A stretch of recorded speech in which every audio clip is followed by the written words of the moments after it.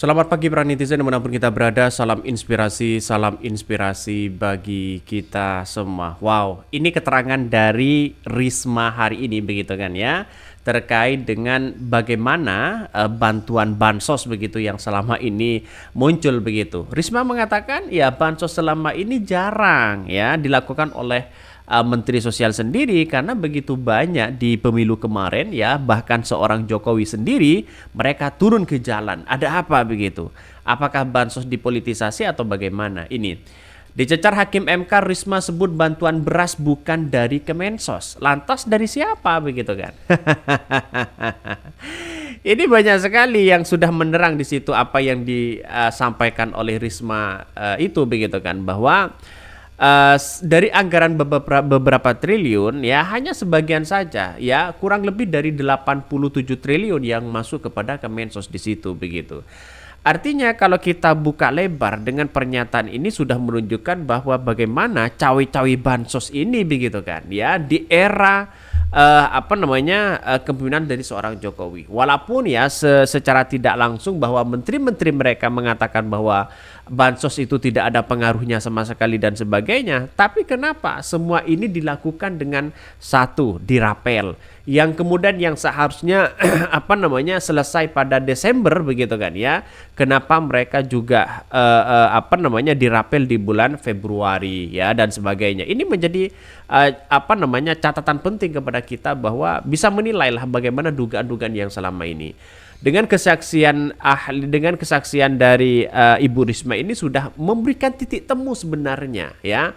Walaupun secara tidak langsung Risma mengatakan bahwa soal bansos ini siapa yang melakukan dan sebagainya, tapi bukan berarti begitu kan ya kita mengabaikan di balik ini semua kan pasti ada visi dari seorang presiden. Nah, kita lihat saja di situ begitu. Apakah bansos ini begitu kuat cawe-cawenya? Ternyata menurut saya pribadi begitu kuat, karena dengan masyarakat harga beras dan bahan pokok yang semakin tinggi ya, maka di situ akan kelihatan bahwa bansos itu akan dibutuhkan oleh masyarakat. Saya kira kesaksian-kesaksian seperti ini sudah menunjukkan titik terang begitu kan ya, bagaimana soal-soal bansos dan kemudian cawi-cawi dari seorang Jokowi ya. Mari kita tonton ya bagaimana pernyataan Risma seperti ini. Terima kasih Yang Mulia. Yang pertama kami akan menjawab pertanyaan Yang Mulia Bapak Arief Hidayat bahwa bansos di Kementerian Sosial itu bentuknya cash transfer. Jadi tidak ada dalam bentuk natura atau barang. Jadi semua transfer ke rekening penerima manfaat 100%. Kecuali respon kasus. Jadi ada yang sakit, ada yang disabilitas butuh bantuan dan itu dia belum menerima bantuan sama sekali, baru kita bentukkan macam-macam, mungkin nanti bisa saya tunjukkan fotonya seperti itu. Jadi kalau untuk reguler kami 100% menggunakan transfer ke rekening PM seperti itu. Jadi tidak ada dalam bentuk barang atau natura. Kemudian yang berikutnya menjawab pertanyaan Yang Mulia Ibu Eni Nurbaningsih. Sebelumnya Ibu, iya. Saya mau izin Pak Ketua dan Bapak Ibu Hakim. Terkait dengan penyaluran bantuan pangan beras dilaksanakan oleh badan, bukan Monsos ya? Bukan, Pak. Nah bukan. Itu apakah tahun 2000 itu hanya 2023 atau sebelumnya gimana? Sebelumnya sejak saya menjadi menteri sudah tidak. Oke. Kami tidak ada menyalurkan dalam bentuk barang. Oke. Ya, sejak saya menjadi menteri. Oke, terima kasih Ibu. Ya, kemudian yang berikutnya adalah tadi sudah dijelaskan tentang kenapa awal tahun anggaran dicairkan. Ini bahkan sejak sebelum saya menjadi menteri itu pencairannya sudah bulan Januari, karena memang tadi saya jelaskan teorinya kalau mereka itu tidak bisa memenuhi kebutuhan 1 bulan untuk hidup itu mereka nggak bisa. Jadi makanya kita harus sangat disiplin untuk membantu mereka. Kemudian yang berikutnya adalah bansos yang lain untuk bagi pekerja sosial itu bukan bansos, Ibu. Jadi pekerja sosial itu kami bayar. Makanya tadi kami jelaskan ada selisih anggaran antara bansos dan program perlindungan sosial. Sehingga di dalam situ adalah ada pekerja sosial.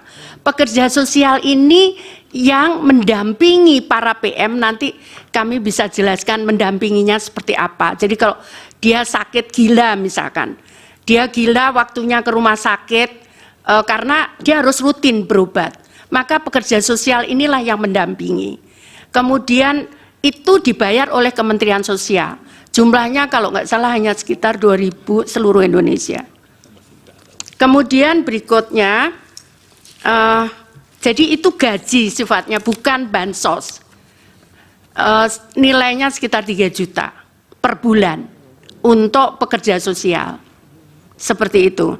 Nah, berikutnya menjawab pertanyaan yang mulia Prof. Guntur, apa ada tim pengendali? Bapak mohon maaf kalau saya menggunakan tim itu biayanya cukup besar. Akhirnya saya menggunakan elektronik, Bapak. Semua. Jadi sekarang ini saya bisa persis tahu berapa realisasi pencairan keuangan. Saya bisa buka sebetulnya. Ini tadi sempat saya print, sempat saya cetak per tanggal 5 April. Tolong yang realisasi pencairan keuangan.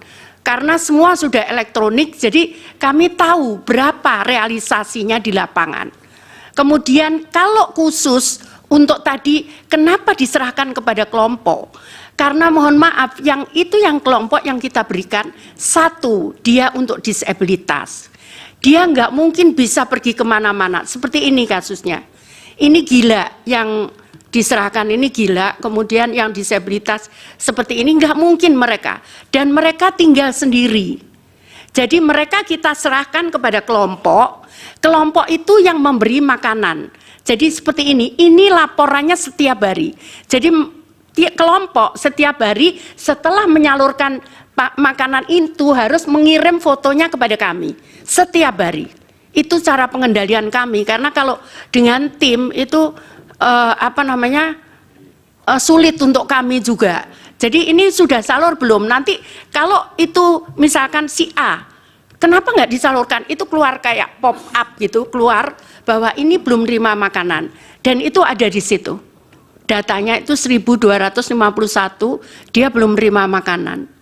Seperti itu. Nah, itu nanti kita cek.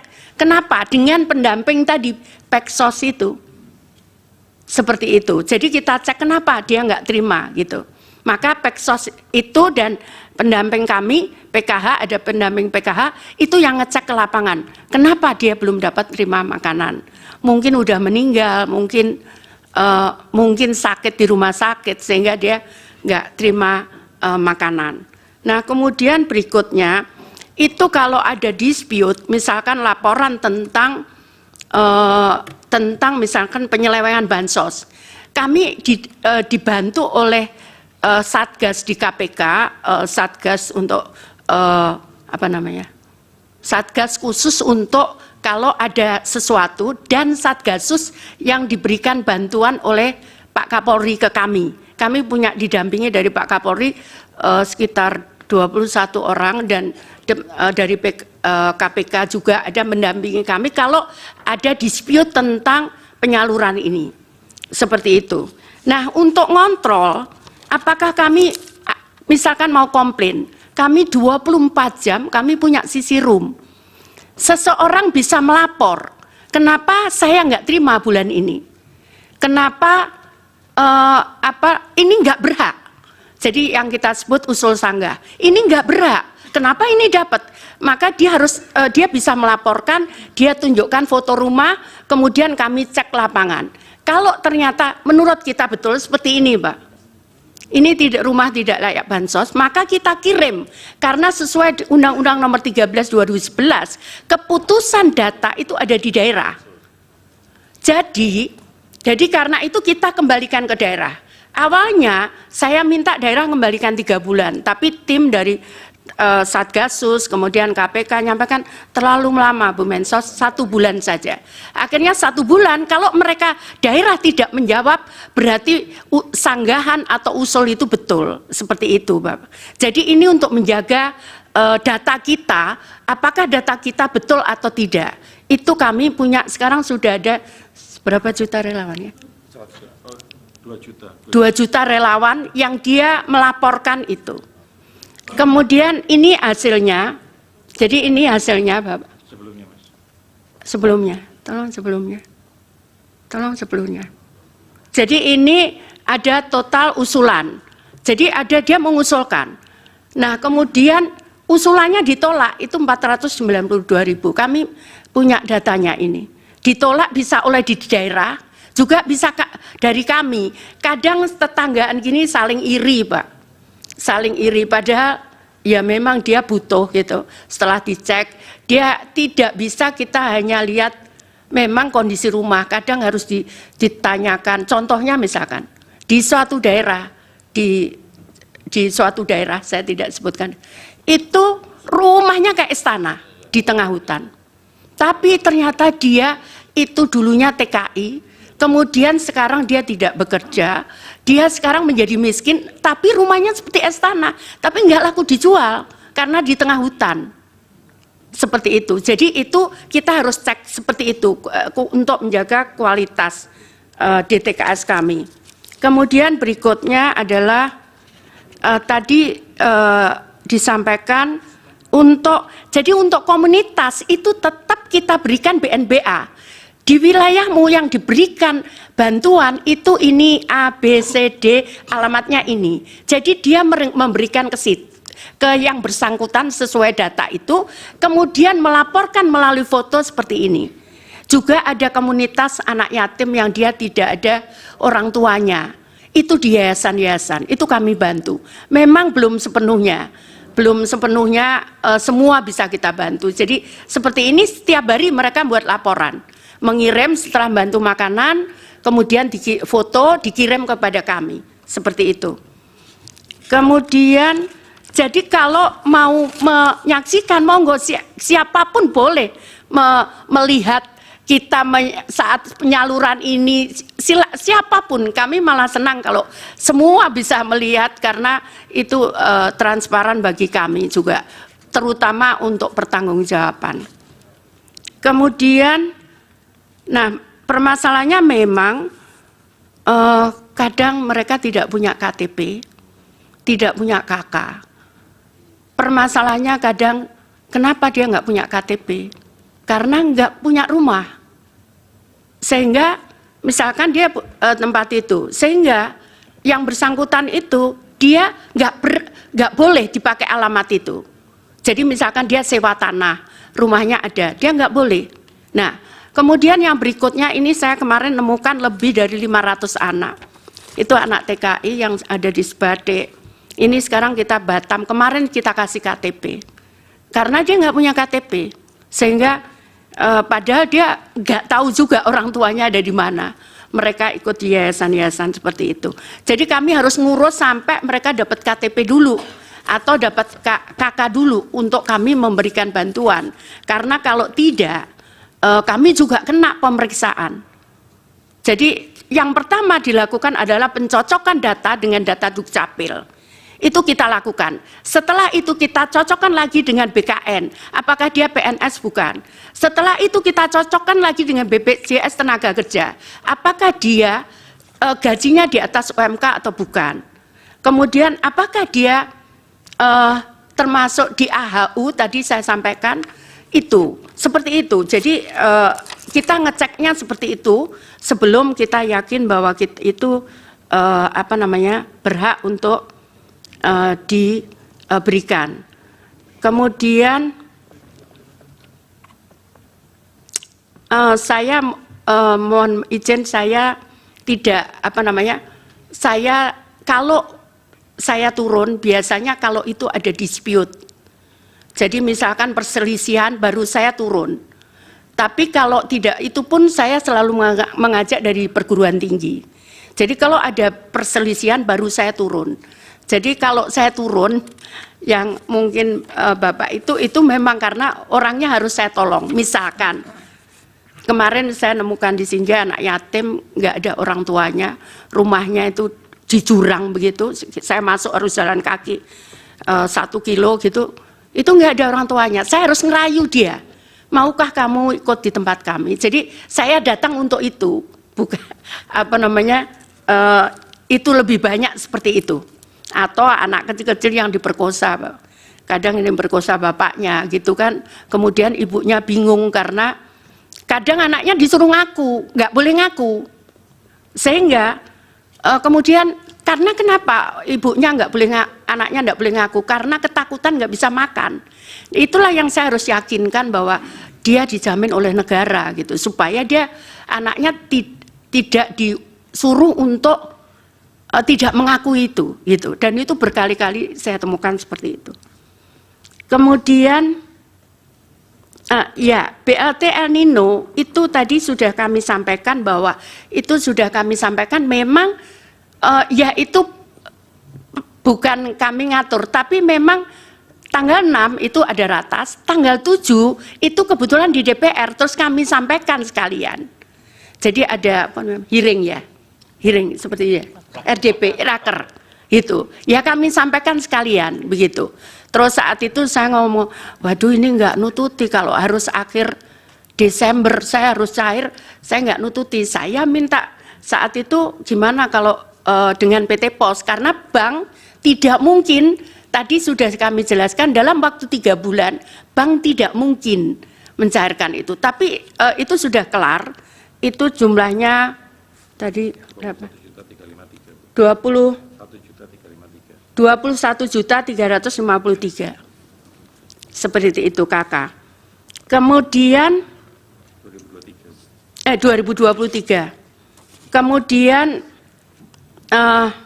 ya ini saya pikir sudah dijawab yang bantuan pangan beras dan dari Bappenas. Jadi bukan kami Pak. Sejak 2021 kami tidak menyalurkan dalam bentuk natura atau barang.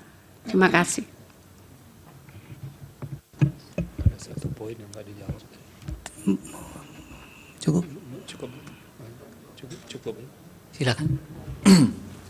Baik, terima kasih. Saya ingin konfirmasi satu saja, Bu Menteri Keuangan. Itu Perpres 76/2023 itu keluar setelah ratas itu atau sebelum ratas sudah keluar? Ratas tanggal 6 November. APBN untuk Perpres 76/2023.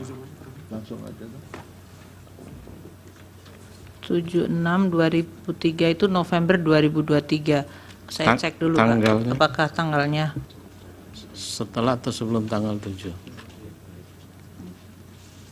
tidak terkait dengan itu sih Bapak. Kalau itu kan turunan dari undang-undang. Jadi kita menggunakan Perpres itu adalah rincian dari anggaran. Sedangkan kalau ada sidang kabinet dan kemudian memutuskan, dan dalam hal ini seperti Bappenas ditugaskan, mereka kan sudah punya alokasi anggaran yang ada di dalam. Mereka bisa menggunakan alokasi anggaran itu dahulu, dan kalau kemudian ada kekurangan, mereka bisa meminta tambahan anggaran. Itu mekanisme. Jadi Perpres turunan Undang-Undang APBN itu independen terhadap, artinya dia diturunkan dari yang di dalam undang-undang untuk rincian dari anggaran kementerian lembaga dan transfer ke daerah. Baik, terima kasih. Dari Prof. Arief masih satu. Bu Mensos, mohon maaf saya lagi. Sebelum Ibu jadi Menteri Sosial, apakah sudah ada program bantuan pangan beras? Ada Bapak. Waktu itu yang menyalurkan siapa? Dulu Kementerian Sosial Bapak. Oke, terus habis setelah Ibu jadi Menteri digeser ke Kepala Badan bukan Pangan Nasional. Bapak. Mungkin Gimana? saya perlu jelaskan. Ya, itu perlu dijelaskan supaya clear. Jadi begini Pak, waktu itu sebetulnya diberikan kepada Kemensos. Tapi saat itu karena ada temuan BPK, nanti kami bisa sebutkan, yang tahun 2020 ada temuan BPK bahwa ada dispute harga karena kita menggunakan harga CBP. Kemensos menggunakan harga CBP. Tapi kemudian saya tidak tahu di lapangannya. Saya menerima temuan. Akhirnya saya sampaikan, kenapa BPK nanyakan, kenapa milih harga CBP, kenapa bukan HET? Itu yang saya tawar saat itu. Kenapa kalau saya menggunakan HET atau harga pasar, saya mau dan tidak ada biaya bungkus. Kemudian ternyata nggak bisa, harus menggunakan dana CBP. Akhirnya kami pun tidak mau karena saya juga khawatir ada temuan kalau menggunakan dana menggunakan harga CBP, saya sampaikan begitu. Oke. Jadi karena ada persoalan, kemudian Ibu sendiri yang Ya, menyatakan keberatan, Ya, terus betul. kemudian oleh Bapak Presiden digeser ke penanganannya Kepala Badan. Saya tidak tahu, mohon maaf, saya tidak tahu Oke. kemananya. Mungkin itu ya yang kami sampaikan ya, tonton terus channel Ho dari Podcast Rakyat ini karena ada berita-berita menarik dan viral setiap harinya. Salam para netizen, salam inspirasi bagi kita semua. Jangan lupa di subscribe channel YouTube Ho dari Podcast Rakyat ini.